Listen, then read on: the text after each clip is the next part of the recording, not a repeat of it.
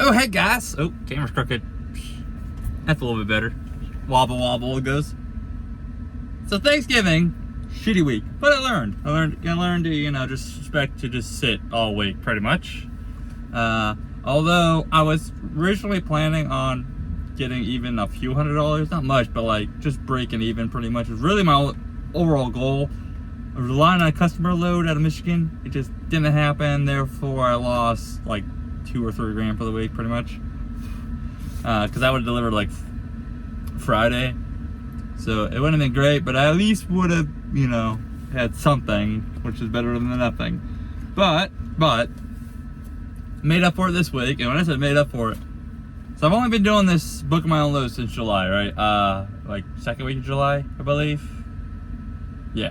So I'm also learning as I go, right? Like, and I only put up gross numbers because I want you guys to also just take away your expenses from what I do, pretty much. I don't like, if you ran what I ran, what would you make, pretty much? Which is very easy to do. If you have the gross numbers, you can take your fuel mileage, add on your fuel costs, you can take in, your truck payment, your trailer payment, whatever, insurance. But I made up for it this week. I had my best week. So the overall company gross with 9,100. Yes, you heard that right. 9,100. Which gives me some hope looking forward. My cut was $80.99, so $8,900 or $99, not 900. Oh, that'd be great. And all I did was 2 loads. And it wasn't like it was a longer week. It was rain just like normal was. Since Thanksgiving week was fucked, I just said, okay, I guess if problem was any load I picked up on Thanksgiving, right, which is Thursday, it was like 6 or 7 loads, only 6 or 7 in that whole like 250 mile radius. I mean, they would deliver like Monday or Sunday to Tuesday, pretty much is where I was finding out. And I was like, well, if I'm gonna have to already be delivering next week, why don't I just sit till Friday and just act like it is, like I'm working on next week then. So, I mean, might as well just get reset in and not fuck 2 weeks, but just, yeah, that was my mindset, right? So, final load Friday, okay? So I delivered at the Walmart at Menominee. Yeah, Menominee. Yeah, Menominee, and that was 131 miles dead end. Now, that was also about 20 miles more dead-end because I went 70 miles back, like 72 miles back down to Bleak River Falls to do, sit for Thanksgiving Wednesday night, and pretty much do a reset there. So I had on about 20 miles. Ooh, hello, Border Patrol. He was really close over here. But I had on 20 miles because, like I said, like I had to sit for 34 hours pretty much. Well, it was like 40 hours, so I had to sit. And I didn't feel like sitting in the middle of nowhere, so I went to a truck stop. But the low was La Crosse, Wisconsin, and Fillmore, Utah. And Fillmore, we all know, well, at least if you don't know, middle of fucking nowhere. It's 200 miles from Salt Lake City, south on I-15. So it's in the middle of nowhere, right? It's generally not advised to go there, but I already figured, I was like, well, at this point, I just need to start chasing dollars again. Which I'm going, if you guys noticing, my grosses kind of started going back up. So I'm back to just chasing dollars. I don't really care so much about overall rate. Like, yeah, I try to, like, if the gross gets high enough, the rate doesn't matter as much. Like, as of right now it is. Like, that might change, but it works for me, right? It may not work for you, but it works for me. Like, but the lower the gross, the more I care about the rate, which, so yeah, fuck, what was that? So the overall pay load was 3,300. My cut was 29.37. Loaded was 14.16. It's also during this time I picked up the loader. There was a storm coming across Wyoming, so I was a little worried about having to like get stuck. So I had a full day of running towards South Dakota.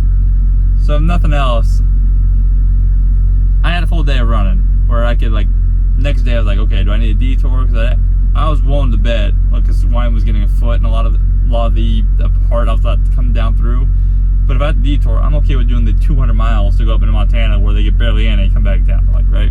Because the I-70 was also getting the foot, so I was like, nah, just too much risk. Luckily, no. I mean, I did drive on solid sheets of ice that were a couple inches thick, and that was interesting. anything, but especially during daytime traffic, that's a little new to me, because most of my, like, all my last winters, last year's winter was mostly Pacific Northwest, which got a lot of snow, but not as much traffic, so. But it was $15.47, because I didn't have the detour, right? It's for $1.89. Not great, but profitable. Like, it's profitable. Like, I prefer to keep my minimum $2, but really $1.90 is not too awful. I mean, especially as my cuts. I mean, it was over $2 a mile at 3,300, right? But yeah, not by much. But that was Great Lakes Cheese. Going to Great Lakes Cheese. Broker was Allen Lund. It was 38,000 pounds, 33 start stop. Broker wanted continuous. They said no, start stop. So I was like, ain't gonna complain about that, because the reefer barely burned fuel. Like, I filled it up Saturday, and I burned like no fuel. I just put fuel in the reefer today, a week later, 10 gallons, and it was full to start on Saturday. And now I'm at 3/4. And that's just to get me, I don't even know, like, I don't know how long I'm gonna be sitting in the desert, because I'm down here on the border, right? So, but hot, and it's not hot. I mean, it's only mid-70s, but it's like, I don't know how long I'm gonna send take to get unloaded tonight and then get loaded tomorrow. And also, I didn't know this, but I was supposed to get loaded tomorrow noon. After I put 10 gallons in, they called me and said 8 a.m., which would also have been different, because I would have just waited, but whatever. It's only $34, so fuel was fucking cheap down here, right? So that load went easy peasy, right? In and out under an hour once I got in the door. But there for like 2.5 hours. So they put me in the door about an hour before my appointment, but I was there for 2.5 hours total. They would put me in the door right away, but they're waiting on somebody to see if they were gonna, if somebody would show up. Obviously they didn't, so they put me in the door. So I took somebody else's spot. So I'm looking, obviously in Fillmore, right? And I had another truck coming in behind me in the afternoon. He picked up in Appleton, I picked up in La Crosse, both delivered in the same place. I delivered that morning, he delivered in the afternoon. So I'm looking for 2 loads, which already puts me at a handicap, a disadvantage, because I'm like, all right, it's already a dead spot, but now I'm trying to get 2 loads for two trucks, me and, the guy I dispatched for. So I'm like, all right, so let's look at Salt Lake, right? And I'm looking, I'm like, shit, Monday's not happening. All right, let's look at Tuesday. Oh, here's a load. Goes down to Laredo, $5,000.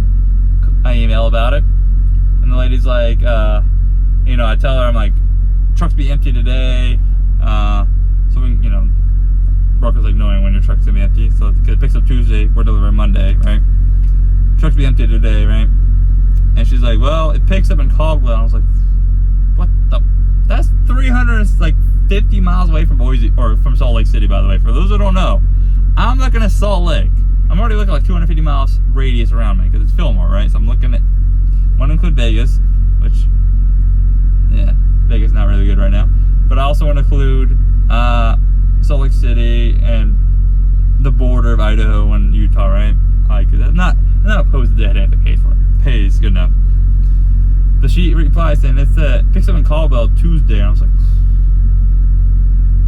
because if you had where I'm at, that's like 511 miles deadhead, right? And I was like, that's a full fucking day of driving. And then she's like, what rate would you need? And I was like, what rate would, like, because most brokers only want to pay you like 50 to 70 cents a deadhead, right? Like, that's where they try to like keep the money. Like, maybe you might get $1 a mile, maybe, right? $1, but that's not as common. So I'm like, well, the load pays $5,000. I said, fuck it. I told her 6,000, right? I said $6,000. Another $1,000. She responds, I can do 5,800. I was like, do it. Let's do it, right? $800 a fucking deadhead, 511 miles. Yeah. Because the load itself already pays great. Already paid great, right? I mean, okay, not great, but great for this market, right? For fucking market out there, it pays great. And then I dropped the other bomb on her. I was like, I had another truck. You got 2 of these. She's like, yeah. Fucking amazing, right? Fucking amazing. So we took both those loads. So yeah, I spent all day Monday driving all the way up to fucking Boise, Idaho, pretty much. Well, Caldwell's like 20 miles from Boise, but it's all like the greater Boise area, pretty much, like non-stop buildings. Now that out of the way, and I started putting the date spans, right? So like the cross load was 11:24 to 11:27. The Laredo load was 11:28 to 12:01.